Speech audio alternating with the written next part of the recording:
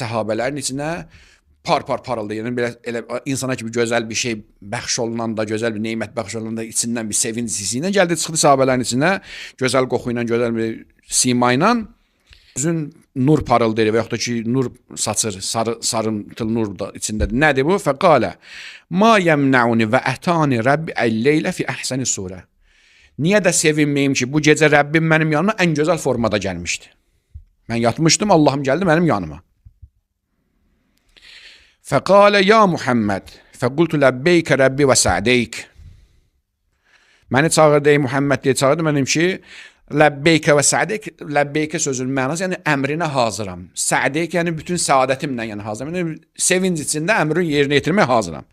Ləbbeykə və sə'deyk ərəbin bir nəfər əgər böyük bir şəxs özünə aşağı bir şey əmr eləyəndə qarşı tərəfi razı salmaq üçün gözəl də söz. Ləbbeykə və sə'deyk. Yəni ləbbeyk